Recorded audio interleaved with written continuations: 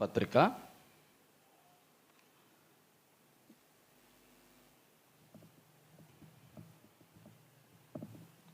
Episode రాసిన పత్రిక 2వ అధ్యాయము 2వ వచనం మనమందరం కలిసి చదువుకుందాం. ఎపిసోడ్ రాసిన పత్రిక 2వ అధ్యాయం 2వ వచనం.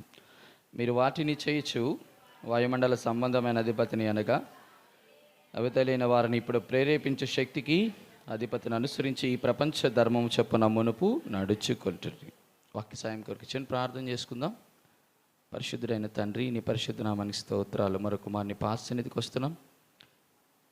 ప్రభా తండ్రి, మీరే మాతో మాట్లాడి సహాయం చేసి కృపను అనుగ్రహించమని కావలసినటువంటి మాటలు మీరు మాత్రం వెల్లడిపరిచి వట్టి కుండలతో వచ్చినట్టు మమ్మల్ని పూర్తిగా ప్రభా నీ సంపూర్ణతతో నింపి బలపరిచి స్థిరపరిచి ప్రభా తండ్రి ఈ కూడికిని ఆది నుంచి అంతం వరకు నడిపించి మీరే సమస్తమైన స్తోత్రము, బలము, శక్తి, మహిమ, ఘనత, ప్రభావములు పొందనర్హుడు అని ప్రభువైన యేసు క్రీస్తు వారి పేరట పరిశుద్ధాత్మల సహాయంతో తండ్రి నీకే మా యొక్క కృతజ్ఞతలు తెలుపుకుంటూ ఈ చిన్న ప్రార్థన యేసునామమున అడిగి వేడుకొంచున్నాను తండ్రి, ఆమేన్.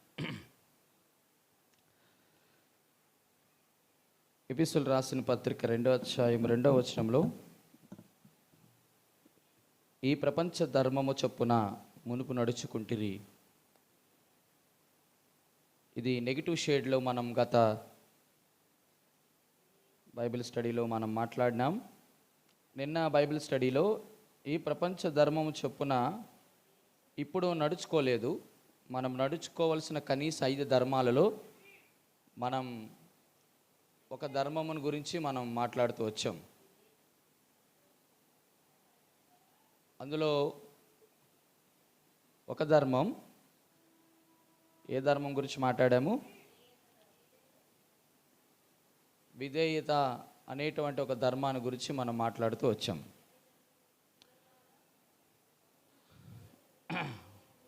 ఎపిసోడ్ రాసిన పత్రిక 6వ అధ్యాయం 1వ వచనం. పిల్లలారా, ప్రభువునందు మీ తల్లిదండ్రులకు విధేయులుండు, ఇది ధర్మమే.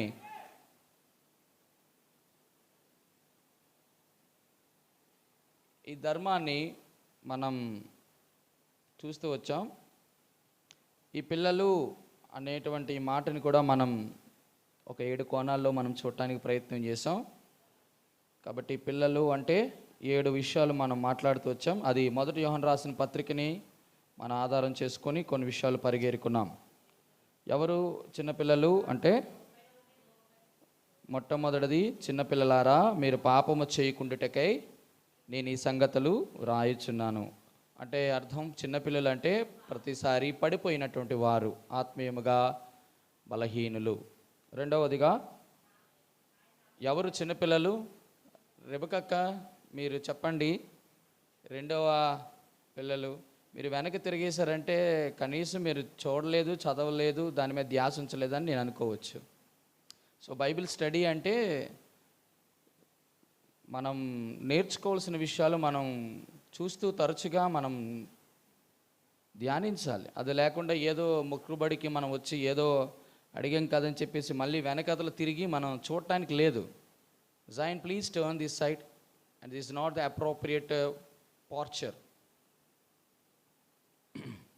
రెండవది, 1 యోహాను రాసిన పత్రిక 2వ అధ్యాయము 18వ వచనంలో చిన్నపిల్లలారా చెప్పాలి. చిన్నపిల్లలారా అంటే ఎవరు? హెచ్చరిక పొందినవారు. ఏమి హెచ్చరిక పొందారు? క్రీస్తు విరోధి వచ్చునని మీరు వింటిరి కదా, ఇప్పుడు నా అనేకులైన క్రీస్తు విరోధులు బయలుదేరి ఉన్నారు. ఇంతకీ నేను గత దినాల్లో చెప్తూ వచ్చాను, అసలు క్రీస్తు విరోధులు అంటే ఎవరు అనేది నేను చెప్పానా? సరే, అది తర్వాత విషయం. రెండవది. మూడవది ఏం చెప్పాను? 1 యోహాను రాసిన పత్రిక 2వ అధ్యాయము 28వ వచనం.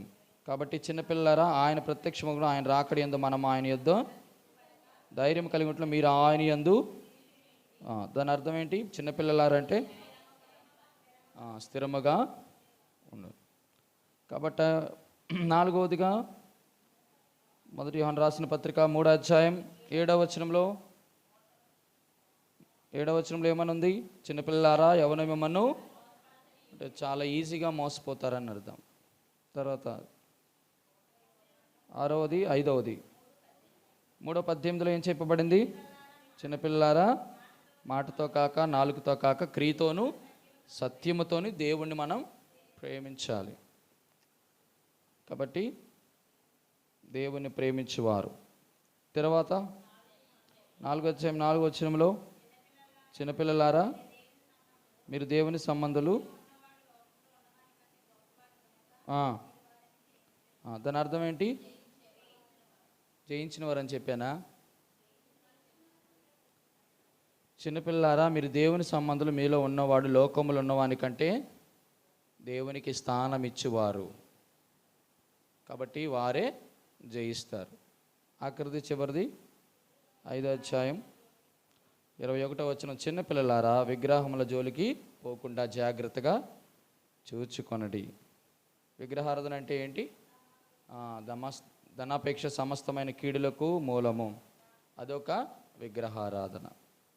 కాబట్టి బిడ్డలారా దీని గురించి మనం విధేయత ధర్మములు వీటి అన్నిటికీ మనం చూస్తూ వచ్చాం.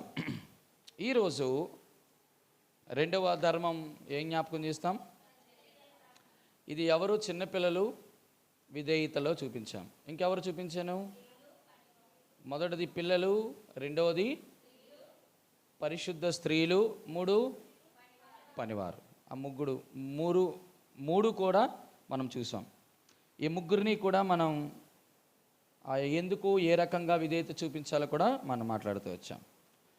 ఈరోజు చాలా ప్రాముఖ్యమైనటువంటి భాగం ఇది. చాలా చాలా చాలా చాలా ప్రాముఖ్యమైనది పరిచర్య ధర్మం. ఎఫెసీయులు రాసిన పత్రిక 2వ ధర్మం 4వ అధ్యాయం 13వ వచనం చదవండి. పరిశుద్ధులు సంపూర్ణులగునట్లు క్రీస్తు శరీరము క్షేమాభివృద్ధి చెందుటకును పరిచర్య ధర్మము జరుగుటకును ఆయన కొందరు అపోస్తలులు, కొందరు ప్రవక్తలు, కొందరు సువార్తికులు, కొందరు కాపరులు, కొందరు ఉపదేశకులుగా నియమించారు. Very very precious and valuable topic. ఇది చాలా నేర్చుకోవాల్సింది, ముఖ్యంగా పరిచర్య చేసేటవాళ్ళు. కాబట్టి ఈ పరిచర్య ధర్మము అనేది లోపలికి వెళ్ళడానికి ముందుగా కొన్ని ప్రశ్నలు ఉన్నాయి. ఆ ప్రశ్నలు మనం చూస్తే కానీ మనకి పరిచర్య ధర్మం అనేది తెలియదు. బైబిల్ స్టడీలో చాలామందికి నేను పరిచర్యకు వచ్చాను అని చెప్తూనే వచ్చి పరిచర్య మీద ప్రత్యేకమైన అవగాహన లేకుండా పరిచర్య చేస్తే ఆ పరిచర్య యొక్క ప్రతిఫలం మనము పొందుకోలేము. కాబట్టి ఇంతకీ పరిచర్య ధర్మము అంటున్నాం కదా, ఈ పరిచర్య ఏ పరిచర్య అనేది మనకు తెలియాలి. మొట్టమొదటి ప్రశ్న ఏంటంటే ఈ పరిచర్య ఎటువంటిది? మొట్టమొదటి ప్రశ్న ఏంటి? ఈ పరిచర్య ఎటువంటి పరిచర్య? రెండవది, ఈ పరిచర్య ఎవరు చేయాలి? ఈ పరిచర్య ఎవరు చేయాలి? మూడవ ప్రశ్న, ఈ పరిచర్య ఎక్కడ చేయాలి? ఈ పరిచర్య ఎక్కడ చేయాలి? నాలుగవది, ఈ పరిచర్య ఎలా చేయాలి? ఈ పరిచర్య ఎలా చేయాలి? ఐదవది, ఈ పరిచర్య ఎందుకు చేయాలి? మొత్తం 5 ప్రశ్నలు మరొకసారి చెప్తాను, చెప్పండి. మొదటిది, ఎటువంటి పరిచర్య? ఈ పరిచర్య ఎవరు చేయాలి? ఈ పరిచర్య ఎక్కడ చేయాలి? ఈ పరిచర్య ఎలా చేయాలి? ఈ పరిచర్య ఎందుకు చేయాలి? ఈ 5 ప్రశ్నలు వస్తే మనకి పరిచర్య మీద కంప్లీట్గా అవగాహన వచ్చినట్టే లెక్క. మొట్టమొదటిగా నన్ను ఎంతగానో ఆకర్షించేటువంటి మాట ఏదంటే ఈ పరిచర్య చాలా చాలా అద్భుతమైన మాట, చాలా ఆకర్షించే మాట. కాబట్టి ఈ పరిచర్య ఎటువంటి పరిచర్యో బైబిల్ గ్రంథములో పరిశుద్ధాత్మ దేవుడు రచించి మనకిచ్చినటువంటిది ఈరోజు మీకు జ్ఞాపకం చేయాలని ఆశపడుతున్నాను. అసలు ఈ పరిచర్య ఎటువంటి పరిచర్య? మొట్టమొదటిది, ఈ పరిచర్య చూడండి ఎందుకు ఇచ్చినాడో ఆ మాట చూద్దాం. ఎఫెసీయులకు రాసిన పత్రిక 4వ అధ్యాయం 13వ వచనం. పరిశుద్ధులు సంపూర్ణులు అవ్వాలి అంటే మొట్టమొదటి ఎటువంటి సంపూర్ణత? 12వ వచనం, 11, 12. విశ్వాస విషయంలో దేవుని కుమారుని గురించిన జ్ఞానం విషయంలో ఏకత్వం పొంది, అది చాలా ఇంపార్టెంట్. ఎందుకు పరిచర్య దేవుడు ఇస్తాడు అంటే సంపూర్ణ పురుషులకు వరకు. సంపూర్ణత లేకుండా దేవుడు సంఘాన్ని తీసుకొని కొనుపోడు. సంపూర్ణ పురుషులు అంటే అక్కడ అనగా, ప్రమిళ చదువు, ఆగండి, ఎక్కడ చదివాను? ఎఫెసీయులకు రాసిన పత్రిక 4వ అధ్యాయం 11, 12. మనమందరము విశ్వాస విషయంలోను దేవుని కుమారుని గూర్చిన జ్ఞానం విషయంలోని ఏకత్వం పొంది సంపూర్ణ పురుషులగు వరకు, అనగా క్రీస్తుకు కలిగిన సంపూర్ణతకు సమానమైన సంపూర్ణ గలవారమగు వరకు ఆయన ఇలాగూ నియమించెను. ఎవరు సంపూర్ణ పురుషులు అవ్వడం అంటే? అనగా క్రీస్తుకు కలిగిన సంపూర్ణతకు సమానమైన, అది సంపూర్ణం అవ్వాలి.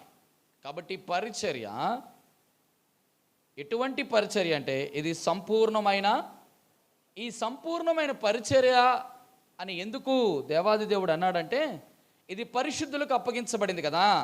ఓకేనా? రైట్. ఇంతకీ ఈ పరిచర్య ధర్మంలో ఎటువంటి పరిచర్య అని మనం చూడడానికి ముందుగా మీకు 7 సంగతులు జ్ఞాపకం చేస్తున్నాను కదా. అసలు ఇది ఏం పరిచర్య చూద్దాం. నెంబర్ 1, 2 కొరింథీయులకు రాసిన పత్రిక 4వ అధ్యాయం 1వ వచనం. 2 కొరింథీయులకు రాసిన పత్రిక 4వ అధ్యాయం 1వ వచనం.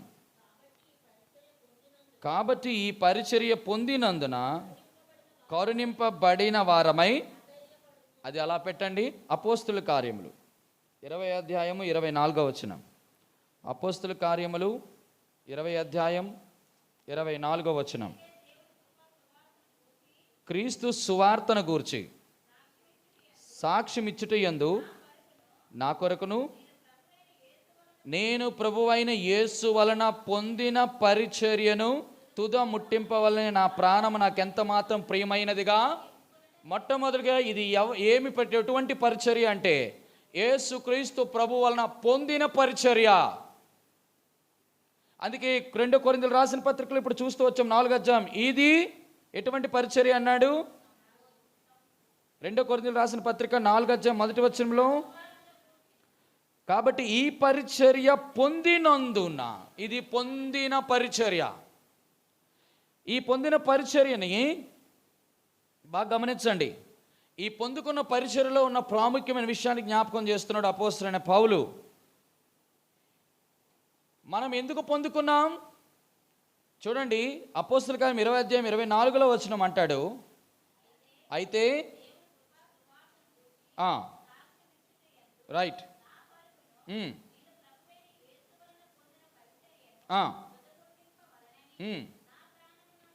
నా ప్రాణమును నాకు ఎంత మాత్రమును ప్రియమైనదిగా ఎంచుకొనటం లేదు. అనగా బిడ్డలారా గమనించండి, చెల్లెళ్ళు తమ్ముళ్ళు చాలా జాగ్రత్తగా ఆలకించాలి. ఇది దేవుడు నీకు నాకు అనుగ్రహించిన పరిచర్య, ఇది పొందుకున్న పరిచర్య. కాబట్టి చేయవలసినటువంటి ప్రాముఖ్యమైన పని ఏంటంటే ఈ ప్రపంచంలో అన్నిటికంటే ప్రియమైనది మానవుడికి ఏంటి అంటే తన ప్రాణమే. కానీ ఈ పొందుకున్న పరిచర్య విషయం అయితే నీ ప్రాణమును కూడా నువ్వు ప్రేమగా ఎంచుకోకూడదు. అంటే దాని అర్థం ఏంటి? ఇది దీనికంటే ఏది నీకు ఎక్కువ కాకూడదు అని అర్థం. మరొకసారి చెప్పనా, దేవుడు నీకు ఇచ్చిన ఈ పరిచర్య తల్లి తండ్రి అక్క చెల్లి అన్న తమ్ముడు బంధువులు మిత్రులు ఇరుగు పొరుగు వారు సహోదరులు ఎవరు ఎక్కువ కాకూడదు నీకు. ఇది దేవుని యేసుక్రీస్తు ప్రభు వలన నేను పొందుకున్న పరిచర్య. చాలా చాలా ఇంపార్టెంట్గా మనం గుర్తుంచుకోవాల్సినది. ఎటువంటి పరిచర్య అది? పొందుకున్న పరిచర్య. ఎవరి ద్వారా? యేసుక్రీస్తు ప్రభు వలన.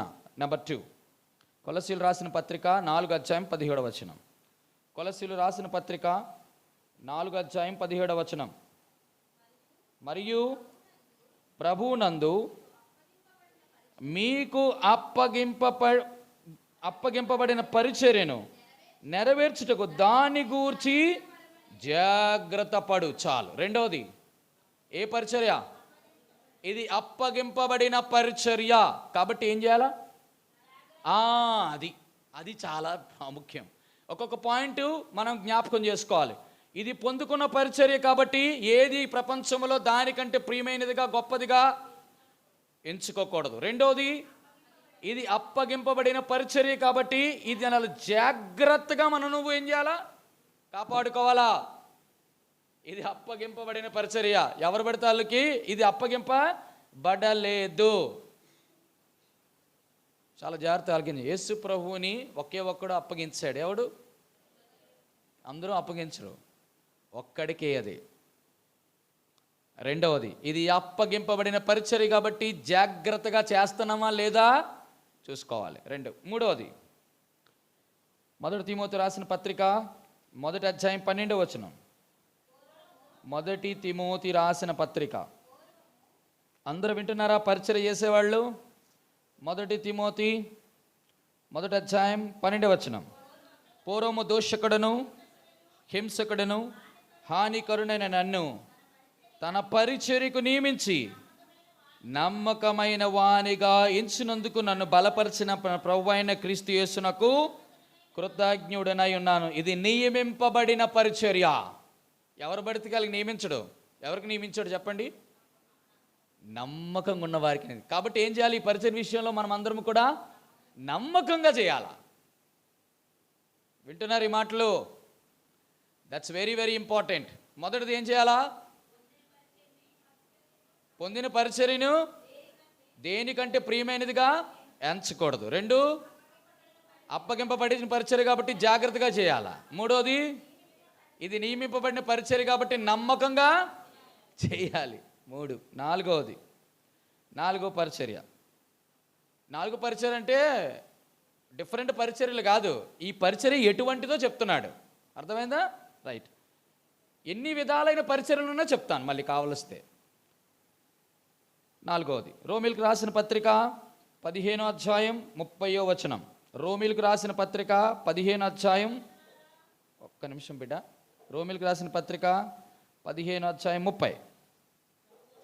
సహోదరులారా, నేను యూదయలోనున్న అవిధేయుల చేతుల నుండి తప్పింపబడి యెరూషలేములో చేయవలసి ఉన్న ఈ పరిచర్య పరిశుద్ధులకు ప్రీతికరమగునట్లు నేను దేవుని చిత్తం వల్ల సంతోషముతో మీ యొద్దకు వచ్చి. చాలు. ఎటువంటి పరిచర్య?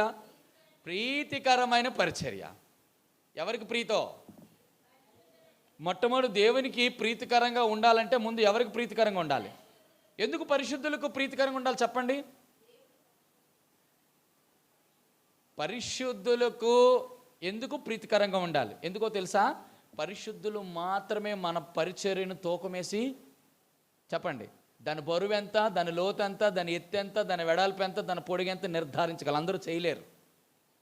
మనకు తెలియని వాళ్ళు అందరూ చాలామంది ఉంటారు కదా. చాలా అద్భుతమైన పరిచర్య చేస్తున్నారండి, మామూలు పరిచర్య కాదండి, బల్ల గుద్ది వాక్యం చెప్తాడండి, మామూలు కాదు.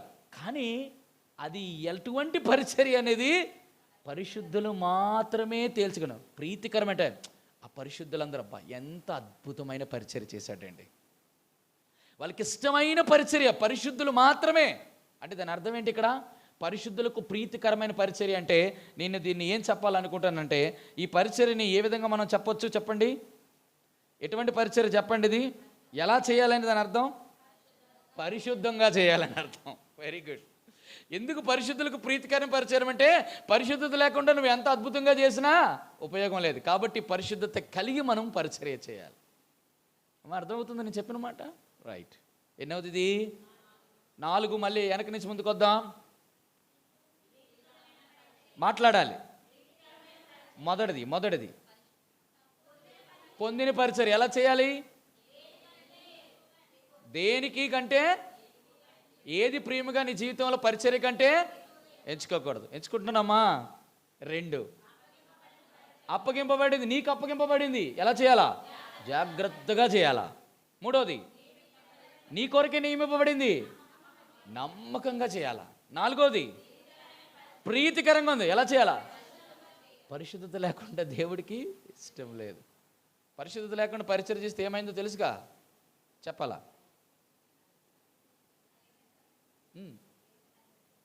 పరిశుద్ధత లేకుండా పరిచర్య చేసిన వాళ్ళు బైబిల్లో ఉన్నారు. ఏమైంది? గట్టిగా చెప్పిడా, సందేహించకూడదు, కరెక్ట్గా చెప్పండి. చెప్తాను ఏమైందో. రైట్. 5వది, 2 కొరింథీయులు రాసిన పత్రిక 3వ అధ్యాయం 8వ వచనం. 2 కొరింథీయులు రాసిన పత్రిక 2 కొరింథీ 3.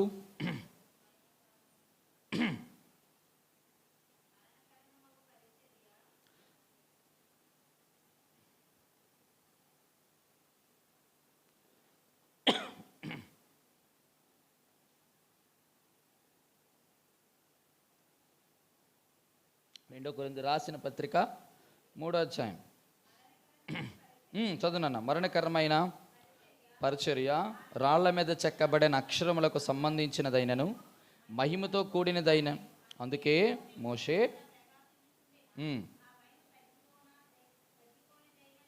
ఇజ్రాయేళ్ళు అతని ముఖము తీరి చూడలేకపోయారు. ఇట్లుండగా ఆత్మ సంబంధమైన పరిచర్య ఎంత మహిమ గలదై ఉండెను. చాలు. ఏ పరిచర్య ఇది? కాదు, ఆత్మ సంబంధమైన పరిచర్య. ఆత్మ సంబంధమైన పరిచర్య అంటే ఎలా చేయాలి? ఇప్పుడు ఆత్మీయంగా చేయాలంటే అర్థం ఏంటి? దాని అర్థం ఏంటి? ఆత్మ సంబంధంగా చేయాలంటే అంటే దాని అర్థం ఏంటి?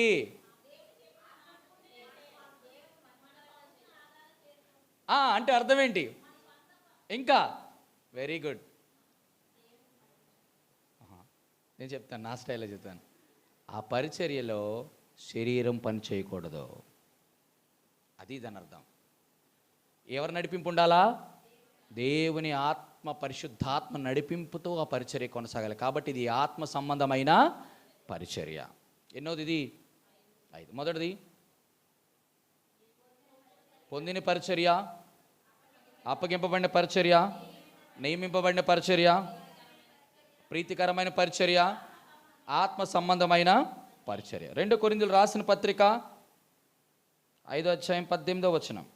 2 కొరింథీ 5:18. సమస్తమును దేవుని వలనైనని ఆయన మనల్ని క్రీస్తు ద్వారా తనతో సమాధానపరచుకొని ఆ సమాధానపరచు పరిచర్యను మనకు అనుగ్రహించును. ఏ పరిచర్య ఇది? సమాధాన పరిచర్య. సమాధాన పరిచర్య అంటే ఏంటో? సమాధాన పరిచర్య అంటే అర్థం ఏంటి? అంటే అర్థం ఏంటి? పరిచర్య ఐక్యతతో కూడింది. 1 మ్యాన్ షో కాదు, ఫ్యామిలీ షో కాదు. బాగా గమనించండి. ఒక మందిరంకి వెళ్తే, అన్న మీ మందిరంలో పెద్దలు అంటే లేరన్నా, అన్న పరిచారకులు లేరన్నా, అంత ఎవరట? పాస్టర్ గారే. నేను అన్నీ కూడా ఎవరు? దేవుడు ఈ పరిచర్యను మెచ్చడు. కాబట్టి అందరూ కలిసి చేయవలసిన పరిచర్య ఇది. కాబట్టి సమాధాన పరిచర్య. కాబట్టి దీనికి ఒక పేరు పెట్టాడు అపోస్తలుడైనటువంటి పేతురు. రండి, 1 పేతురు రాసిన పత్రిక 1వ అధ్యాయం 12వ వచనం. 1 Peter 1:12. 1 పేతురు రాసిన పత్రిక 1వ అధ్యాయం 12వ వచనం. పరలోకం నుండి పంపబడిన పరిశుద్ధాత్మ వలన మీకు సువార్త ప్రకటించిన వారి ద్వారా మీరిప్పుడు తెలుపబడిన ఈ సంగతుల విషయమై తమ కొరకు కాదు కానీ మీ కొరకే తాము పరిచర్య చేస్తున్న సంగతి వారికి బయలా పరచబడెను. దేవదూతలు ఈ కార్యములు తొంగి చూడ గోరుచున్నారు. ఏ పరిచర్య ఇది?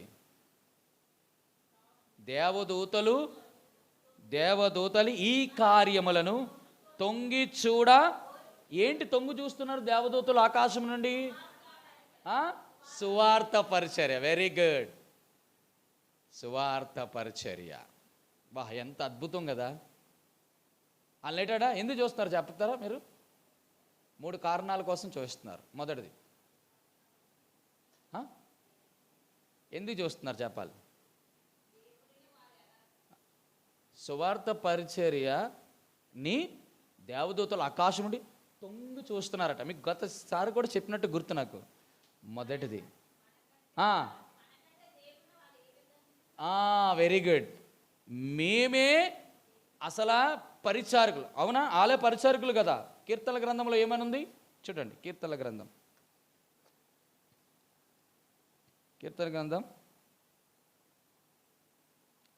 103వ అధ్యాయం 20వ వచనం. యెహోవా దూతలారా ఆయన ఆజ్ఞకు లోబడి ఆయన వాక్యమును నెరవేర్చు బలశూరులారా ఆయనను సన్నుతించుడి. ఏంటట వీళ్ళు? ఆజ్ఞకు లోబడి ఆయన వాక్యమును నెరవేర్చువారు బలశూరులు. ఇప్పుడు చెప్పండి, ఇక్కడ సువార్త ఎలా ప్రకటిస్తున్నారు వీళ్ళు? మేము దూతలం కదా, మేము వాక్యము నెరవేర్చేవారం కదా, మేము పరాక్రమశాలులము కదా, మేము బలం కలిగిన వారం కదా, మేము ఆజ్ఞ నెరవేర్చేవారు కదా. ఈ మట్టి అయినటువంటి మానవులు మాకు ఇవ్వవలసిన పరిచర్యను పరిశుద్ధాత్మ దేవుడు వాళ్ళకి ఇచ్చాడు కదా. అసలు వీళ్ళు ఎలా చేస్తున్నారు? మొదటి కారణం ఎలా? మొదటిది. రెండోది ఏ విధంగా చేస్తున్నారు? మూడోది అరే ఎలా చేస్తున్నారు? ఏ విధంగా చేస్తున్నారు? కాదు, ఎలా చేస్తున్నారు? ఏ విధంగా చేస్తున్నారు? చెప్పాలి. ఏ సమయంలో? అది లెక్క, అది ఇంపార్టెంట్. సువార్త అనేది వెళ్ళిపోవడం కాదు, గుంపులోకి వేసుకెళ్ళిపోవడం. ఏ సమయమందు, అందుకే తిమోతికి రాసిన పత్రికలు అంటాడు, సమయమందును అసమయమందును ప్రయాసపడము, సువార్తికును పని చేయము అంటాడు. చాలా కష్టమైనటువంటి మాటలు మనం తీసుకోవాలి. రైట్. ఎన్నోది ఇది? సువార్త పరిచర్య ఎలా చేయాలి? సమాధాన పరిచర్యను ఎందుకన్నాడు? ఐక్యత కలిగి చేయాలి. గుద్దులాడుకొని తిరస్కరించుకొని ఒకరి మీద ఒకరు కపటోపాయములు పని కాదు. మనలో ఏం చేయాలా? సమాధానం ఉండి సమాధానము ద్వారా సమాధాన వాక్య పరిచర్యను బయటికి తీసుకువెళ్ళాలి. మనకేమో సమాధానం ఉండదు. యేసుక్రీస్తు ప్రభువారు అందరికీ సమాధానం ఇచ్చును కాక, నీలో సమాధానం లేదు. నేను చెప్పాను 3 విషయాల సమాధానం. చెప్పండి. మొదటిది దేవునితో, మనుషులతో, మనలో మనకు సమాధానం. నీ హృదయంలో సమాధానం ఉండదు. ఎందుకు హృదయంలో సమాధానం ఉండదు? ఎందుకు హృదయంలో సమాధానం మనం కోల్పోతాం చెప్పండి?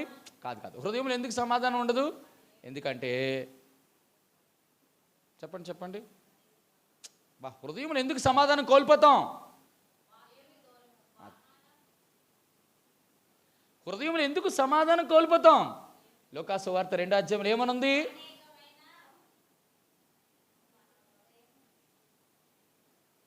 సమాధానం ఎవరికి కావాలి? సర్వోన్నతమైన స్థలములలో దేవునికి. మనము దేవునికి ఇష్టలుగా లేదనుకో హృదయంలో, దేవునికి ఇష్టలుగా నేను ఉండలేకపోతున్నాను, దేవునికి అయిష్టంగా ఈ పనులు చేస్తున్నాను, నేను వెళ్ళి సమాధాన సువార్త ఎలా ప్రకటి? హృదయంలో ఒక రకమైనటువంటి నిర్బంధం, ఆటంకం. హృదయంలో సమాధానం ఉండదు. ఆటోమేటిక్ ఇక్కడ లేదంటే మనుషులతో ఈత, లేకపోతే దేవుడితో సమాధానం ఉండదు. ఆటోమేటిక్ మొత్తం అన్నీ కోల్పోతాం. అలాంటి వారు ఈ సమాధాన పరిచర్య చేయడానికి లేదు. రైట్. ఎన్నోది పరిచర్య ఇది? ఎన్నో పరిచర్య అంటే 6 పరిచర్యలు కాదు, ఎటువంటి పరిచర్య అది? రైట్. అన్నిటికంటే టాప్ మోస్ట్ ₹1,00,00,000 మాట ఇది. రండి. 2 కొరింథీయులు రాసిన పత్రిక 3వ అధ్యాయం 9వ వచనం. 2 కొరింథీ 3వ అధ్యాయం 9వ వచనం. శిక్షకు కారణమైన పరిచర్యే మహిమ కలిగినదైతే నీతికి కారణమైన ఈ పరిచర్య, ఇప్పుడు చెప్పండి ఏ పరిచర్య ఇది? చెప్పాలి. మహిమ కలిగిన పరిచర్య. ఇంకా చెప్పండి. నీతికి కారణమైన పరిచర్య. ఇంకేంటి చెప్పండి? ఏ పరిచర్య ఇది?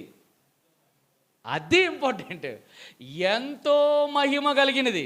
మహిమ గల పరిచర్య పొందినందున అధైర్యపడను, కృప పొందినందున. తమ్ముడు తర్వాత మహిమతో నీవు దిగివచ్చు వేళ మార్పు పొందేదా నీ పోలికగా. బా, నేను అనుకుంటాను ఆ పదం గొప్ప దైవజనులు హేసన్న గారు మహిమగల పరిచర్య అని రాశారు, కానీ అది కాదు. ఎంతో అధికమైన మహిమ, ఇది నీతికి కారణమైన పరిచర్య, రాళ్ల మీద చెక్కబడినటువంటిది శిక్షకు కారణమైనటువంటి పరిచర్యే మహిమ కలిగినదైతే, ఇప్పుడు దేవుడు నీకు నాకు ఇచ్చిన పరిచర్య అధికమైన మహిమను పొందడానికి. ఈ రోజుల్లో ప్రతి ఒక్కరు సువార్త, కాపరత పరిచర్య, ఉపదేశ పరిచర్య అందరూ చేస్తున్నారంటే కష్టంలో, నష్టంలో, అసమయమందును సమయమునందును తమ జీవితాలను వృధా చేసుకుని అన్ని విడిచిపెట్టుకుని ప్రభు కొరకు వెళ్ళి దేవుని పరిచర్య నిమగ్నం అయిపోతున్నారు. రాత్రి పగలు జాగారాలతో ఉపవాసాలతో దేవుని కొరకు నిలబడుతున్నారంటే కారణం ఒకటే, ఏంటో తెలుసా?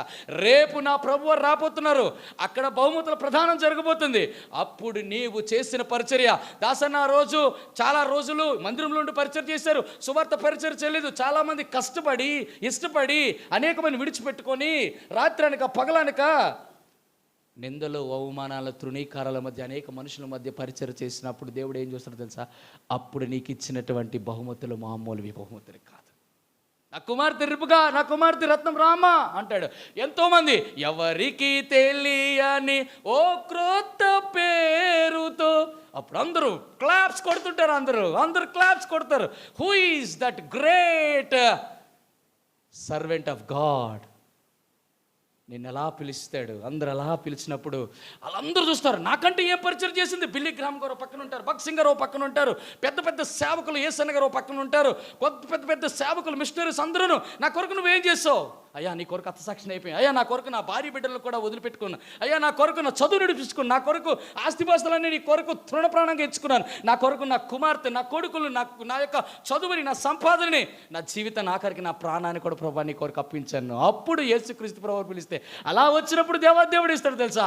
ఎంత గొప్పదా! నేను ఎప్పుడు అనుకుంటాను, అప్పుడు వచ్చినప్పుడు దేవాదేవుడు ఏం చేస్తాడు తెలుసా? సకల విధములైనటువంటి 7 రకాలైన కిరీటాలతో చేసి పొదుగుబడినట్టు ఆ కిరీటాన్ని, మహిమ కిరీటాన్ని నీ తల మీద పెట్టినప్పుడు వాళ్ళు సకలమైన పరిశుద్ధులందరూ కూడా వావ్ ఎంత గ్రేట్ పరిచర్య చేసావని చెప్పేసి వారి మధ్యన చేసినప్పుడు అనిపిస్తుంది, దేవా ఇటువంటి పరిచర్య నాకు ఇచ్చావు, ఈ పరిచర్యని చేయగలుగుతామా? అది అనిపించినప్పుడు ప్రభువా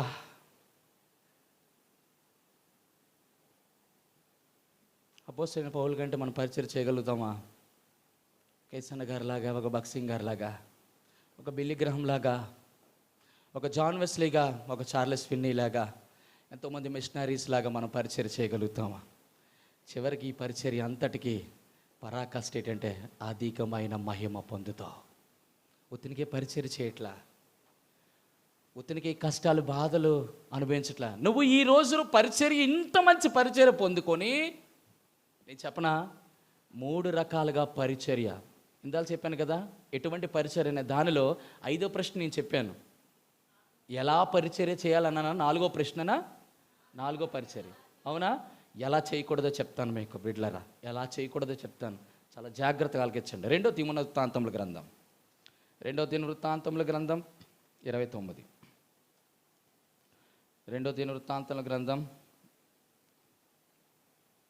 29, 11వ వచనం ఆఖరి మాట. తనకు పరిచర్య చేయుటకు యెహోవా మిమ్మల్ని ఏర్పరచుకొనెను గనుక మీరు అశ్రద్ధ, దేవుని పరిచర్య అశ్రద్ధగా చేయొద్దు. నువ్వు చేయకపోయినా పర్వాలేదు, కాకపోతే అశ్రద్ధగా. ఎందుకు అశ్రద్ధ చేయొద్దు అన్నాడు చెప్పండి ఇక్కడ? ఎందుకు ఆ మాట ఉపయోగించవలసిన అవసరం వచ్చింది? ఇర్మియా గ్రంథం 48వ అధ్యాయం 10వ వచనం. ఇర్మియా గ్రంథం 48:10.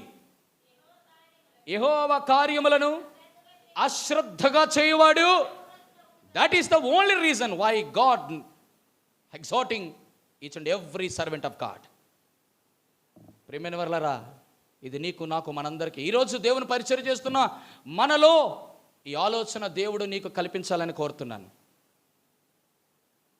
దేవునికి పరిచర్య అశ్రద్ధగా చేయొద్దు. 2వ 29వ అధ్యాయం 7వ వచనం, క్షమించండి 29:6వ వచనం. మన పితరులు ద్రోహిలై మన దేవుడని యెహోవా దృష్టికి చెడుతన నడతలో నడిచి ఆయన విసర్జించి ఆయన నివాసమునకు పెడముఖం పెట్టుకొని దానిని అలక్ష్యము చేసిరి. చాలు, దానిని అలక్ష్యము చేసిరి. మొదటిది అశ్రద్ధగా చేయొద్దు, రెండోది అలక్ష్యముగా చేయొద్దు. దేవుని యొక్క మందిరాన్ని అనగా ఆయన నివాసమునకు పెడముఖము పెట్టుకొని దానిని అలక్ష్యము చేసిరి.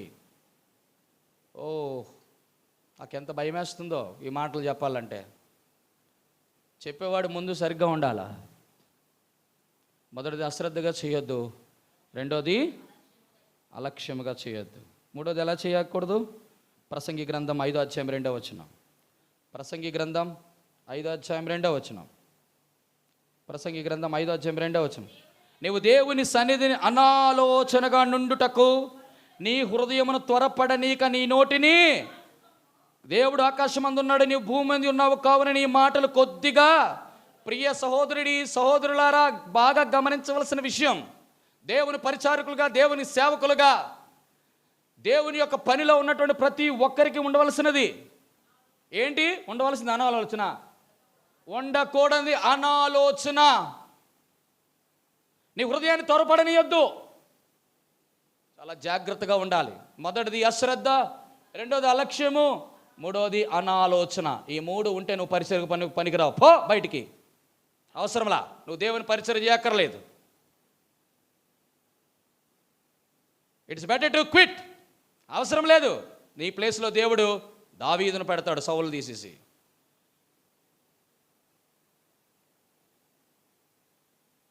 ఇచ్చిన పరిచర్యను కాపాడుకోకపోతే చాలా భయంకరమైన పరిస్థితి పెట్టారా. ఎలా చేయాలో క్షమించండి, ఎలా చేయకూడదో ఏం చెప్పండి, ఎలా చేయకూడదో చెప్పాడు. మొదటి ప్రశ్నకి సమాధానం చూసామని అనుకుంటున్నాం, ఎటువంటి పరిచర్య. రెండోది ఎవరు చేయాలి. రెండోది ఎవరు చేయాలి. ఒక మాట జ్ఞాపకం చేస్తాను. 2 దినవృత్తాంతముల గ్రంథం 29వ అధ్యాయం 11వ వచనం.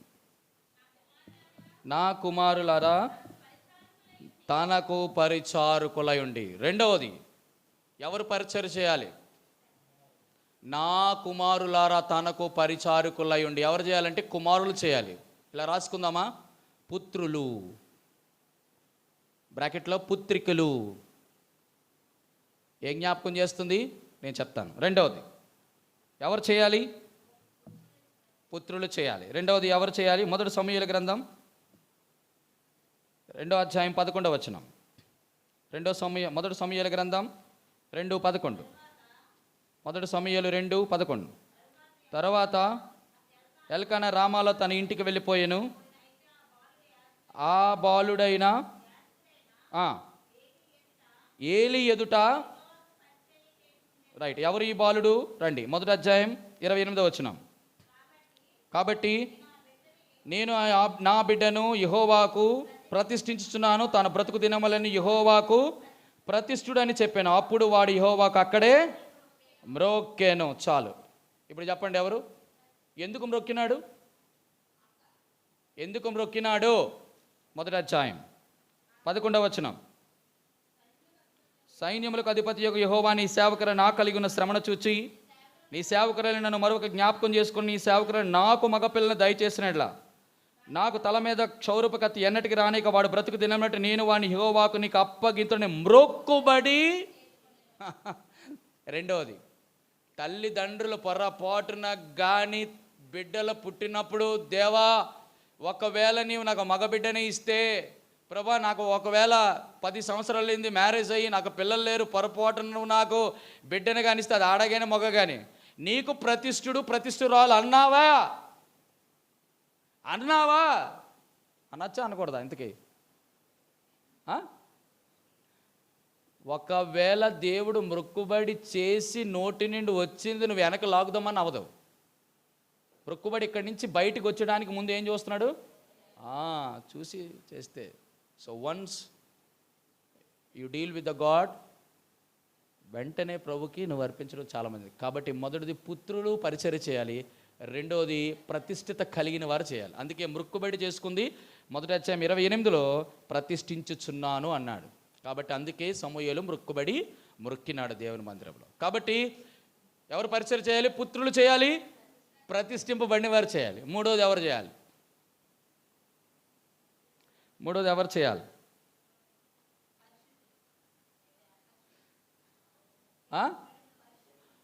రండి. 2 దినవృత్తాంతములు 29 అధ్యాయం 11వ వచనం. నా కుమారులారా, లయుండి ధూపము వేయుచుండుటకును తన సన్నిధి నిలుచుండుటకును తన పరిచయం చేయుటకును యెహోవా మిమ్మలను ఏర్పరచుకొనెను. యెహోవా చేత ఏర్పరచబడిన వారు పరిచయం చేయాలి. వీళ్ళకి ఒక పేరు పెడదాం. ఏం పెడదాం? ఎవరు ఏర్పరచుకుంటాడు దేవుడు? ఏర్పాటు అంటే అర్థం ఏంటి? పిలిచిన వేరు. రండి, యోహాను సువార్త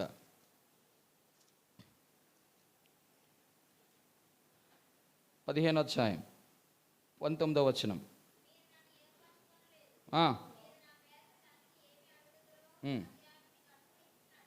15వ అధ్యాయం 19వ వచనం.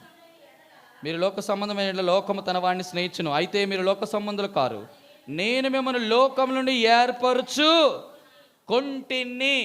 ఎక్కడి నుంచి? కాబట్టి ఏర్పరచబడిన వాళ్ళే ఏర్పాటు చేసుకుని లోకం నుంచి ఏర్పాటు చేయడం అంటే అర్థం ఏంటి? ప్రత్యేకింపబడిన వారు అని అర్థం. రైట్. మొత్తం ముగ్గురు ఎవరు చేయాలా? ఎప్పుడు చెప్పండి? పుత్రులు, ప్రతిష్ఠింపబడిన వారు, ప్రత్యేకింపబడిన వారు. వీళ్ళు మాత్రమే చేయాలి, ఎవరు చేయడానికి లేదు. ఎవరైనా చేయొచ్చు. ఇప్పుడు మూడు విషయాలు జ్ఞాపకం చేస్తుంది. మొదటిది, పుత్రులు ఏం జ్ఞాపకం చేస్తున్నారంటే రిలేషన్. రెండోది ఏం జ్ఞాపకం చేస్తున్నాడు? ప్రతిష్ఠిత కలిగిన వారు. Renewed people. ప్రతిష్ఠిత అంటే పరిశుద్ధత కలిగిన వాళ్ళు, డెడికేటెడ్ చేసుకున్న వాళ్ళు. మూడోది ఏంటి? ప్రత్యేకింపబడిన రిక్వైర్డ్ పీపుల్, ఏర్పరచుకున్న వాళ్ళు. రిలేషన్లో దేవునితో రిలేషన్లు ఉన్నవారు, దేవునికి కావలసిన వారు, నూతనముగా పరిశుద్ధపరచబడుతున్నవారు, పరిశుద్ధంగా ఉన్నవారు. వీళ్ళు మాత్రం పరిచర్య చేయాలి. ఈ మూడు తెగల కాకుండా దేవుడు ఎవరిని పరిచర్యకి పిలుచుకోడు, తీసుకోడు, అడగడు కూడా. ఇప్పుడు మన విషయం ఏంటంటే, మనం పరిచర్య చేస్తున్న వాళ్ళు దేవునితో ఎటువంటి సంబంధం కలిగి ఉన్నాం? పరిచర్య చేస్తున్న వారికి ప్రతిష్ఠింపబడిన జీవితం ఏమైనా ఉందా? పరిచర్య చేసిన వారు ప్రత్యేకమైన జీవితం కలిగి ఉన్నారా లేదా? ప్రత్యేకమైన జీవితం వ్యక్తిగతానికి సంబంధించింది, ప్రతిష్ఠిత అనేది దేవునికి సంబంధించింది, పుత్రత్వం దేవునితో సంబంధం కలిగింది. మూడు విషయాలు మీకు అర్థమైంది నేను చెప్పింది. ప్రత్యేకమైన జీవితం వ్యక్తిగతం, దేవునికి నీకు. పుత్రులు సంతానం అంటే సంబంధం దేనితో? దేవునితో సంబంధం. అంటే దేవుని సంబంధం అంటే ఏది సంబంధం? అంటే ఎవరితో సంబంధం ఉండాలి? మందిరం. వెరీ గుడ్ చెల్లి, ఎక్సలెంట్. మీరు బైబిల్ బాగా అవసానం పట్టిస్తారు మీరు, కాకపోతే అడిగిన తర్వాత చెప్పరు, అదే ప్రాబ్లం. ఇప్పుడు చెప్పండి, ఎవరు పరిచయం చేయాలి? పుత్రులు, ప్రతిష్ఠింపబడిన వారు, ప్రత్యేకింపబడిన. ఇప్పుడు మూడో ప్రశ్న ఏంటి? ఎక్కడ చేయాలి? వెరీ గుడ్ చెల్లి, ఎక్కడ చేయాలి? ఎక్కడ చేయాలి? 3 స్థలాల్లో చేయాలి. నెంబర్ 1, రండి, ఎక్కడెక్కడ చేయాలో మీకు చెప్తాను చాలా జాగ్రత్తగా. ఎక్కడ పడితే అక్కడ చేయడానికి లేదు, ఎలా పడితే అలా చేయడానికి లేదు. నెంబర్ 1,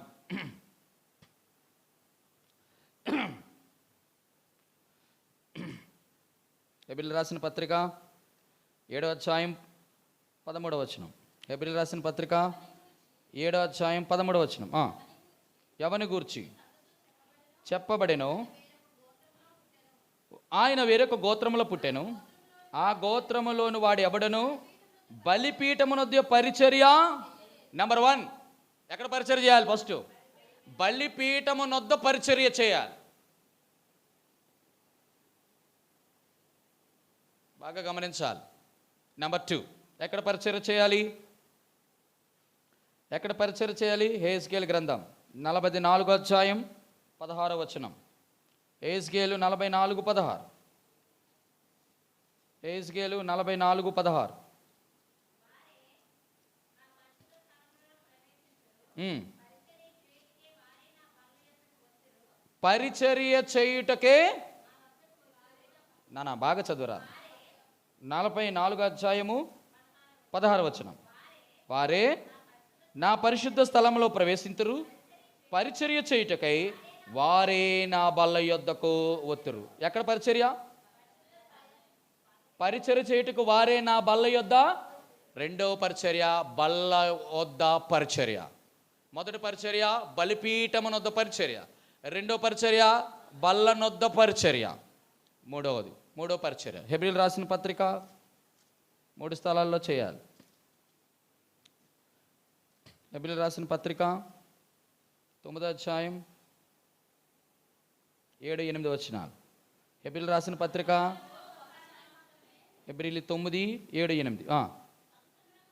ఒక్కసారి మాత్రమే ప్రధాన యాజకుడు ఒక్కడే రక్తము చేత పట్టుకొని రెండవ గుడారంలో ప్రవేశించును.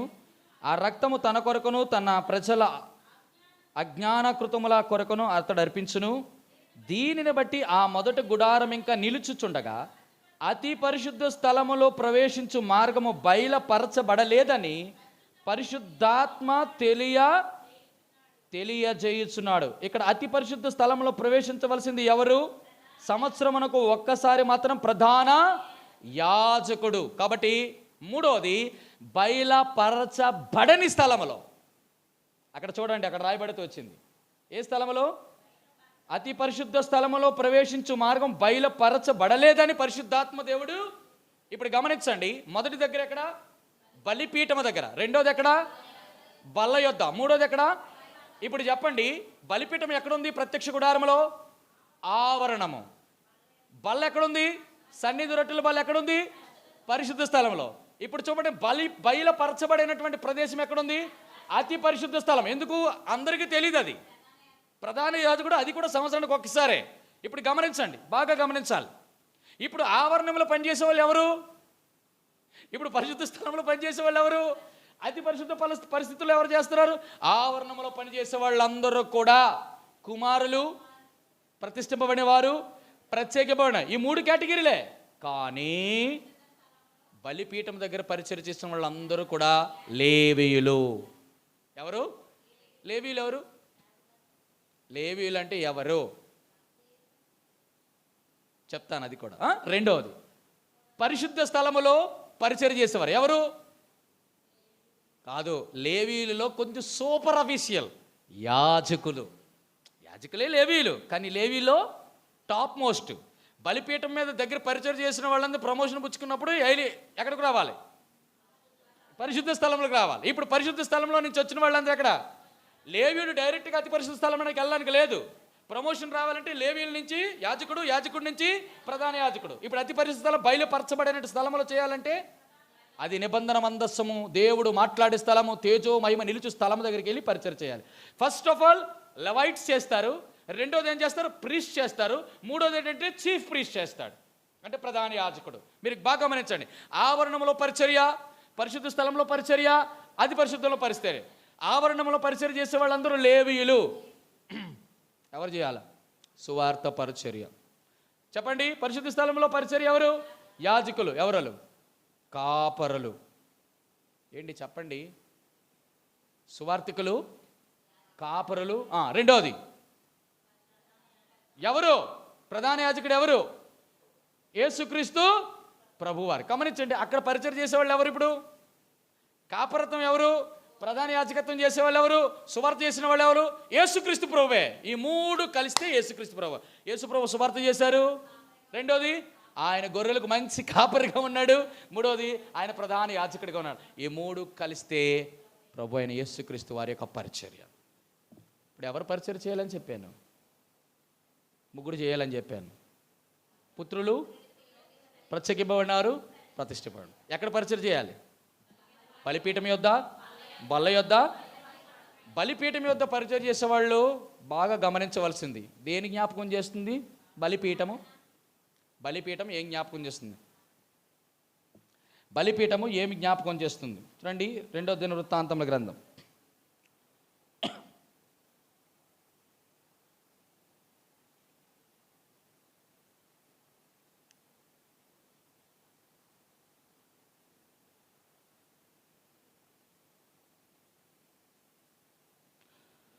బలిపీఠం ఏమి జ్ఞాపకం చేస్తుంది?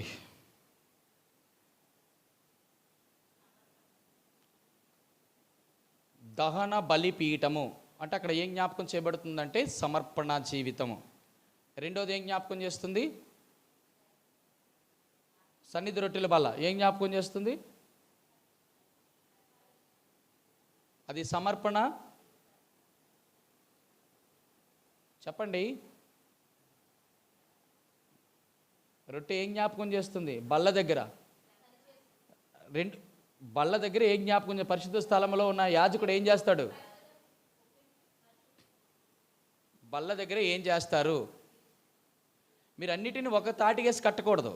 నేను ఒక ఒక ఒక విధానంలో తీసుకువెళ్తున్నాను, దాన్ని మళ్ళీ ఇది మారిపోతే మళ్ళీ ట్రాక్ మారిపోద్ది. అక్కడ సమర్పణ జ్ఞాపకం చేస్తుంది. పరిశుద్ధ స్థలంలో యాజకుడు ఏం చేయాలా? చెప్పాలి. ఆ రొట్టెలు మొత్తం ఇటొక 6 రొట్టెలు, ఇటొక 6 రొట్టెలు, మొత్తం 12 రొట్టెలు 12 గోత్రాల వారికి ఏం చేస్తాడు? సన్నిధి రొట్టెలు బల్ల మీద పెడతాడు. బల్ల యొద్ద ఏం చేస్తున్నాడు? పరిచయం చేస్తున్నాడు. అంటే ఏం చేస్తున్నాడు అక్కడ? మొదటిది సమర్పణ, రెండోది సరి చేస్తున్నాడు.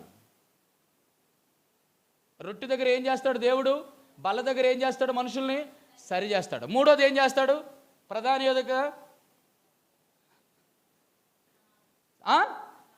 ఇంకా లాస్ట్ ఫైనల్గా ప్రధాన యాజకుడు అక్కడ ఏం చేస్తాడు? లాస్ట్ ఫైనల్గా సంవత్సరానికి ఒక మారెళ్ళి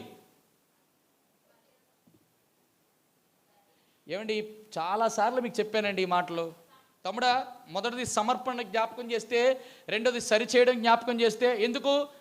బలిపీఠం మీద దగ్గర ఉన్నటువంటి సమర్పణ కలిగిన వారు ఎప్పుడు పర్ఫెక్ట్గా ఉంటారని గ్యారెంటీ లేదు. వాళ్ళు ఎక్కడికి వస్తున్నారు? కొంచెం సీనియారిటీ పెరిగిన తర్వాత ఎక్కడికి వస్తున్నారు? బల్ల దగ్గరికి వస్తున్నారు. వారు సరి చేయబడాలి, బల్ల సరి చేస్తుంది. మూడోది ఏంటంటే అతి పరిశుద్ధ స్థలంలోనికి ఏమొస్తుంది? సాక్ష్యపు మందసం. ఏం జ్ఞాపకం చేస్తుంది? అది ఏం జ్ఞాపకం చేస్తుంది? సాక్ష్యపు మందసం దగ్గర ఏమమ్మా ఏం జ్ఞాపకం చేస్తుంది? బల్ల దగ్గర ప్రధాన యాజకుడు ఏం జ్ఞాపకం చేయబడతాడు? అక్కడ ఏమి జ్ఞాపకం చేయబడుతుంది?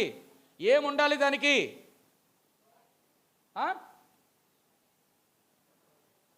రక్త ప్రోక్షణమా? ఇంకా ఏ జ్ఞాపకం చేస్తుంది అంటే అంత డైలిమలో ఉన్నారు ఒక్కొక్కరు కూడా. సమర్పణ అండి బలిపీఠం దగ్గర పక్కాది. రెండోది సరి చేయబడతాడు. మూడోది ప్రధాన యాజకుడు ఏం చేస్తాడు? రండి, హెబ్రీయులు రాసిన పత్రిక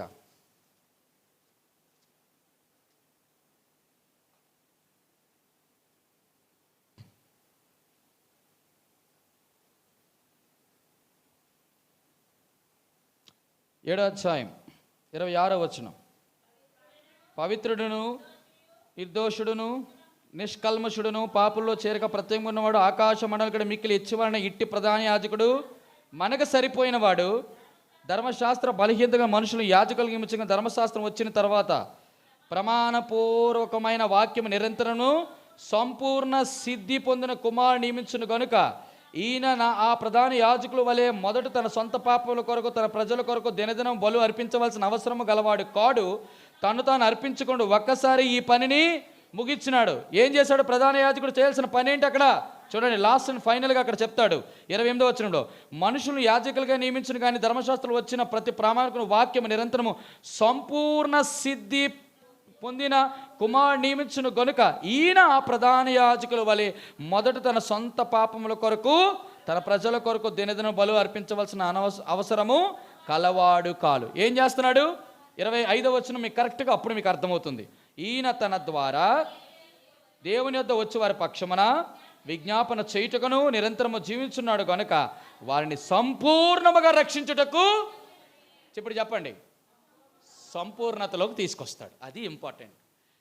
ఆ మాట కోసం ఇంత చదివించాల్సి వస్తుంది. మొదటిది సమర్పణ, రెండోది సరిచేయబడుట, లాస్ట్ ఫైనల్ సంపూర్ణత. అదే కదా పరిచర్య ధర్మము.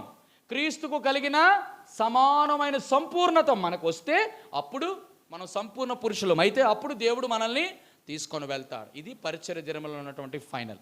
మొదటిది ఎటువంటి పరిచర్య, రెండు ఎవరు చేయాల్సింది, మూడు ఎక్కడ చేయాల్సింది. అవును, ఇప్పుడు ఎలా చేయాలి? టైం అయిపోతుంది, ఇది చూసి మనం ముగిస్తాం. ఎక్కడ చేయాలి, ఎలా చేయాలి, క్షమించండి, రండి.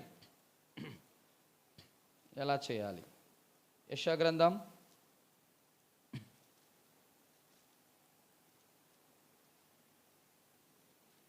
యెషయా గ్రంథం 56వ అధ్యాయం 6వ వచనం. యెషయా గ్రంథం 56:6. తమ్ముడు అందరూ చాలా జాగ్రత్తగా వినండి. ఎలా పరిచర్య చేయాలి? విశ్రాంతి దినమును అపవిత్రపరచకుండా ఆచరించుచు నా నిబంధనను ఆధారం చేసుకొనుచు యెహోవాకు దాసులై యెహోవా నామమును ప్రేమించుచు ఆయనకు పరిచర్య చేయవల్లని ఆయన పక్షమున, ఎవరికిది? ఆయన పక్షమున చేరిన అన్యులకు నా పరిశుద్ధ పర్వతమునకు. పరిశుద్ధ పర్వతం అంటే సియోను, అనగా దేవుని మందిరం. చెప్పండి, ఇప్పుడు పరిచర్య ఎలా చేయాలి? 4 విషయాలు. మొదటిది, విశ్రాంతి దినమున అపవిత్రపరచకుండా. అంటే ఎలా చేయాలి? అపవిత్రపరచడం అంటే నువ్వు పరిశుద్ధంగా ఉండాలి, మొదటిది. 2, నా నిబంధన ఆధారం చేసుకోండి. అంటే నిబంధన ఆధారం చేసుకోవడం అంటే అర్థం ఏంటి? చెప్పండి, కరెక్టే. వాక్యము మీద ఆధారపడాలి. 2, 3, దాసులై యెహోవాకు దాసులై. అంటే అది ఎవరికి దాసులు అవ్వకూడదు? మనుషులకు, మిగతా వారు దేనికి దాసులు అవ్వకూడదు. 4, యెహోవాకు దాసులు అంటే అర్థం ఏంటండి? యెహోవాకు దాసులు అంటే మిగతా దానికి దాసులు అవ్వకూడదు అంటే అర్థం ఏంటి? అర్థం ఏంటి అంటే ఏది కూడా నీ మీద ప్రభుత్వం చేయకూడదు. అంటే ఏమి ప్రభుత్వం చేయకూడదు అంటే ఏం లోకంలో ఉన్న ఏం ప్రభుత్వం చేయకూడదు? అవి వేరు. ఏం చేయకూడదు అంటే మొట్టమొదటి పరిచర్య చేసే వాళ్ళకి కొన్ని కట్టుబాట్లు, నియమాలు ఉన్నాయి. నేను అందుకే ఇవి చెప్పడానికి కూడా నాకు సరిపోను నేను. మొదటిది, అప్పుల భారానికి దాసులు అవ్వకూడదు. నిజమేంటి ప్రియమైన వర్లారా, పరిచర్య చేసే వాళ్ళకి ఇది ఉండకూడదు. ఫస్ట్ ఆఫ్ ఆల్ దాని నుంచి విడుదల పొందుకోవాలి. దాని కింద దాసులుగా ఉండకూడదు. అర్థమైందా మీకు? మొదటిది. తర్వాత మొదటిది. 2, మొదటిది అప్పులకి దాసులు అవ్వకూడదు. 2వది, పాపానికి దాసులు లేని వారు వీళ్ళు చేస్తారు, అందుకే పవిత్రులుగా ఉండాలన్నాను. 2వది, దేవుని వాక్యం మీద ఆధారపడేవాళ్ళు. దేని మీద ఆధారపడకూడదు. దేవుడు ఏం మాట్లాడితే తీసుకురావాలి. 3వది, లోకంలో ఉన్న ఏది కూడా నిర్బంధించకూడదు. మొట్టమొదటి అందులో డబ్బులు. 2వది ఏంటో తెలుసా? ఏ స్త్రీ విషయంలో కూడా లైంగిక వాంఛతో కూడిన 2 ఈ విషయాలేనండి. ఈ 2 కూడా వారి మీద పనిచేయకూడదు. మీకు తెలుసా? మీకు ఈ 2 పనిచేస్తే సేవకుల్లో 2. 3, 4వది ఏంటి? 4వది ఏం చేయండి? నాకస్ చూడకండి, అక్కడ చూడండి. యెహోవా నామమును, అంటే యెహోవా నామం ప్రేమించు అంటే 3 విషయాలు. మొదటిది ప్యాషన్, 2వది ప్రివిలేజ్, 3వది రాసుకున్నాను. 3వది ఇట్లా రాసుకున్నాను, ప్రయారిటీ. 3 చెప్పండి. ప్యాషన్, ప్రయారిటీ, చెప్పండి, ప్రివిలేజ్. అంటే యేసు ప్రభు నామమును ప్రేమించడం అంటే ఆయన కంటే నాకు ఏది ఎక్కువ కాదు అనుకోవాలి. ఎలా పరిచర్య చేయాలనేది. యేసు నామమును ప్రేమించడం అంటే యేసయ్య ప్రభు నువ్వు అంటే నాకు ఎంత ఇష్టం ప్రభు, ఎంత ఇష్టం కాదు, అలాగండం కాదు. ఒకవేళ నువ్వు యేసు ప్రభువును ప్రేమించావంటే చెప్పండి ఎలా ఉండాలి? ఏం చెప్పాను నేను? ప్యాషన్ అంటే ఏంటి? ఏ ప్యాషన్? రోమీలకు రాసిన పత్రికలో చాలా చక్కగా చెప్పబడుతుంది. చూడండి ఆ మాట. 12వ అధ్యాయం 11వ వచనం. 12:11. ఆసక్తి విషయములో మాంద్యులు కాక ఆత్మయందు తీవ్రత గల ప్రభువుని సేవించడం. అదండి ప్యాషన్ అంటే. యేసు ప్రభు నామమును ప్రేమించడం అంటే అది. తీవ్రత ఉండాలి. ఓ రోజు బాగా పరిచయం చేసి మరో రోజు నీరసమైపోయి నేను ఇంకా పరిచయం చేయలేనన్నా, ఇంక నేనేం చేయలేనన్నా, నాకు వల్ల కాదన్నా, అట్లా చేయడానికి లేదు. ఆత్మయందు తీవ్రత. 2వది ఏమన్నాను? ప్రయారిటీ. ప్రయారిటీ అంటే ఏంటి అర్థం? సారీ అన్న, ఈరోజు పరిచయం రాలేనన్నా, మా ఇంట్లో నా బంధువులు వచ్చారన్నా, నా స్నేహితులు వచ్చారన్నా, లేదన్నా కొత్తగా మా అత్తలు వచ్చారన్నా, ఇంకెవరన్నా అక్కడ పిల్లల్ని తీసుకెళ్ళాలన్నా కుదరదు. ఇలా కుదరదు. ఇన్ని నిర్బంధాలు ఉండకూడదని దేవుడు చెప్తున్నాడు. 3వది ఏంటి? 3వది ప్రివిలేజ్. ఇది నాకు దక్కిన భాగ్యం అనుకోవాలి. తెలిసిన ఆ మాట మీకు? ఇది నాకు మాత్రమే దక్కిన భాగ్యం అని అనుకోవాలి, అంతకు మించి ఇంకోటి లేదు. ఇది దేవుడు, ఇది నీ భాగ్యం అని ఎంచుకో. మిగతా అన్నిటికంటే మొట్టమొదటి ప్రయారిటీ. 3వది ఆత్మీయందు తీవ్రత కలిగి పరిచయం చేయాలి. ఏం చెప్పాను ఇప్పుడు? ఎలా పరిచయం చేయాలి? మొత్తం 4. మొదటిది పరిశుద్ధత కలిగి పరిచయం చేయాలి. 2 ఆల్వేస్, ఫస్ట్ వాజ్ ప్యూరిటీ, 2వది ప్రామిసెస్, 3వది దేవునికి దాసులుగా ఉండు. దాసులుగా ఉంటే క్రైమ్ చెల్లించాలి, ప్రైజ్ 4వది. 3వది ఏంటంటే ఆయన కొరకు ప్రీచర్గా ఉండాలి, దాసుడు, దేవుని కొరకు ఉండాలి. మొదటిది ప్యూరిటీ, రెండోది ప్రామిసెస్, మూడోది ప్రీచర్, 4వది ప్రయారిటీ. దేవునికి ఆయనకి మాత్రమే ప్యాషన్, ప్రయారిటీ, ప్రివిలేజ్. ఇది ఉంటేనే మనం పరిచర్య చేయడానికి అర్హులం. ఎన్నైనా ఇప్పుడు మొత్తం చెప్పాను. ఎటువంటి పరిచర్య? రెండో పరిచర్య ఏంటి? రెండోది అంటే ఎవరు చేయాలి, ఎక్కడ చేయాలి, ఎలా చేయాలి, ఎందుకు చేయాలని దానికంటే ముందుగా అసలే నేను చెప్పడం మర్చిపోయాను. ఇంతకీ ఏం చేయాలి? ఎందుకు చేయడం కాదు, క్షమించండి, ఏమి చేయాలి? 5వ ప్రశ్న మార్చుకోనండి. ఏమి చేయాలి? పరిచర్య అంటే ఏం చేయాలి? పరిచర్య అంటే ఏం చేయాలి? రండి, 2 కొరింథీయులకు రాసిన 2వ దినవృత్తాంతములు 29వ అధ్యాయం. 2వ దినవృత్తాంతములు 29వ అధ్యాయము 11వ వచనం. నా కుమారులారా, నాకు పరిచారకులై ఉండి ధూపం వేయుచుండుటకును, తన సన్నిధి నిలుచుండుటకును, తనకు పరిచర్య చేయుటకును యెహోవా మిమ్మల్ని ఏర్పరచుకుని కనుక మీరు అశ్రద్ధ చేయకుడి. చూడండి ఎంత చక్కటి మాట. మొట్టమొదటిది ఏం చేయాలా? పరిచర్య చేసేవారు ఏం చేయాలా? మొదటిది ధూపం వేయాలి. అంటే అర్థం ఏంటి? సప్లికేషన్. ధూపం అంటే మనకు తెలిసిన మాట. ఏంటి? కీర్తన గ్రంథం 141 అధ్యాయం 2వ వచనంలో నా ప్రార్థన ధూపము వలెను అని అన్నాడు. కాబట్టి ఇది చాలా ప్రాముఖ్యం. రెండవది దాన సన్నిధిని నిలుచుట. సన్నిధి నిలవడం అంటే మీకు ఏమైనా అర్థమైందా? మొట్టమొదటిగా యెహోవా సన్నిధిలో నిలిచింది ఎవరు?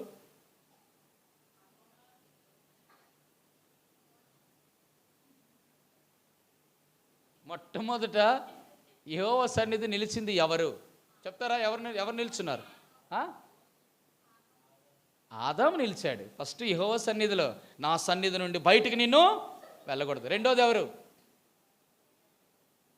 ఎవరు? హేబెల్ నిలిచాడా? ఎవరు నిలిచారు? ఆదికాండ గ్రంథం. మీరు ఇలా చెప్పకపోతే అలాగా టైం ఎక్కువైపోద్ది. 18వ అధ్యాయం 22వ వచనం. ఆ మనుషులు అక్కడి నుండి తిరిగి వెళ్ళిరి. ఎవరు? యెహోవా సన్నిధిని ఇంకా చెప్పాలి. రెండోది సన్నిధిలో నిలిచి ఉండడం. దాని అర్థం ఏంటి తెలుసా? ఇంకా అబ్రహాము సన్నిధిలో నిలిచి ఉండడం అంటే మందిరం విడిచిపెడతాం కదా, బ్యాగులు వేసుకొని బైబిల్ పెట్టుకొని ఎవరికి ప్రసంగం ఏంటంటే ప్రేజ్లెట్ కూడా చెప్పకుండా టక్కన వెళ్ళిపోవడం కాదు. పరిచయం చేసే వాళ్ళు దేవునికి ఇష్టమైన వాళ్ళు ఇది కాదు. ఈ పద్ధతి మానుకోవాలి. ఇంకా యేసుక్రీస్తు నామమున మీ అందరికీ పరిశుద్ధాత్మ దేవుని సహవాసం మీకు ఉండునుగాక అనే టప్పును కళ్ళు మూసి తెరిచేటప్పుడు పట్టమని వెళ్ళిపోతున్నారు బయటికి. ఇది కాదండి దేవుడికి నచ్చిన పరిచయం చేసే వాళ్ళు, దేవుడికి ఇష్టమైన వాళ్ళు వీళ్ళు కాదు. అక్క ఎలా ఉన్నావు, బాగున్నావా, ప్రైజ్లాడక్క, అన్న ప్రైజ్లాడన్నా అని చెప్పి వెళ్ళాలి. అది దేవుని. అబ్రహాము ఇంకా దేవుని సన్నిధిని, మీకు తెలుసా దేవుని సన్నిధి నిలిచి ఉండడం అంటే అంత ఈజీ అనుకున్నారా? మొదటిది ఇంకా నిలిచి ఉండడాన్ని ఏం జ్ఞాపకం చేస్తుందంటే సమయాన్ని జ్ఞాపకం చేస్తుంది. రెండోది ఎజ్రా గ్రంథం 9వ అధ్యాయం 15వ వచనం. ఎజ్రా గ్రంథం 9వ అధ్యాయం 15వ వచనం. నీవు నీతిమంతుడై ఉన్నావు, అందువలననే చిత్తగించము గనుక. ఇప్పుడు చెప్పండి, సన్నిధులు నిలబడడం అంటే ఏంటి? అర్హత ఉండాలి. It was the privilege. ముందు వెళ్ళిపోవడం కాదు. నీకు అర్హత లేదని అక్కడ అంటున్నా. ఎవరు అర్హత లేదు ఇక్కడ? అమ్మా, ఎవరు అర్హత లేదన్నారు? మేము నీ ఎదుట అపరాధులము గనుక నీ సన్నిధిన నిలడానికి మాకు అర్హులము కాదయ్యా. నాకు ప్రభా ఈ మందిరంలో అరుణోదయం గారు ఇప్పుడు చెప్తుంటారు, ప్రభా నా మందిరంలో అర్హులు దేవుడు అది చూస్తాడు. ఫస్ట్ ఆఫ్ ఆల్ మందిరం అంటే పట్టి మందిరం రాకుండా, మందిరంలో ఉండకుండా టక్కని చెప్పి వెళ్ళిపోవటమే దేవుడికి ఇష్టం ఉండదు. మీకు ఏమనుకున్న అర్హత అంటే అర్థం ఏంటో చెప్పను. ఇంకా కొంచెం ముందుకు తీసుకెళ్ళినా జకర్యా గ్రంథం 3వ అధ్యాయం 7వ వచనం. జకర్యా గ్రంథం 3వ అధ్యాయం 7వ వచనం. జకర్యా గ్రంథం 3వ అధ్యాయం 7వ వచనం. యెహోవా నడుచుచు ఆ, ఆ, అబ్బా ఆ, ఆ, ఆ. నా సన్నిధి నిలుచు భాగ్యము నీకు ఇస్తున్నాబ్బా, ఎంత అదృష్టం అదేనండి అనుకుంటారు, ప్రభా నేను ఎక్కడున్నాను అడుగుపైన నీ మందిరంలో ఉండే భాగ్యం నాకు ఈ ప్రభా. ఇది ఎంతమందికి ఆశ ఉంటుందండి?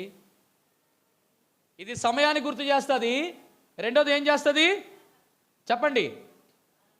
అర్హత అంటే ఏం జ్ఞాపకం చేస్తుంది? మేము నీ ఎదుట అపరాధులము కనుక మేము అనర్హులం. సరి చేస్తాడు దేవుడు. మందిరంలో ఉండడం అంటే అర్థం ఏంటి? సరిగ్గా ఉన్న వాళ్ళే మందిరంలో ఉండగలరు, లేకపోతే ఉండలేరు. నేను చెప్తాను ఎప్పుడు కూడానా, చాలా మందిరాలు అన్న మీ మందిరానికి చాలా తక్కువ మంది వస్తారన్న, మా మందిరాల్లో ఎక్కువ మంది వస్తున్నారు, చాలామంది డంకాలు కొడతారు కదా. దేవుడికి does not see the counting member. God does not need the counting. God needs the consecrated people. ప్రతిష్ఠింపబడిన వారు చాలు దేవునికి. ఎప్పుడు దేవునికి ఎంతమంది? శాశ్వమా ఎక్కువ మందా? ఐగుప్తు దేశం నుంచి వచ్చిన వాళ్ళు 2 లక్షల. దేవుడికి అలాగుంటే సిలువు దగ్గర ఉన్న వాళ్ళు ఒక్కడా 100 మందా? ఒక్కడే. దేవుడికి ఎంతమంది? మొదటిది సమయం, రెండోది దేవుడి సరైన వాళ్ళు మాత్రమే దాని సన్నిధి మందిరంలో ఉంచుతాడు. సమయం, సరైన వాళ్ళు. మూడోది చూడండి ఎంత చక్కటి మాట. ఇర్మియా గ్రంథం 15:19. ఇర్మియా గ్రంథం 15:19. ఇర్మియా గ్రంథం 15:19.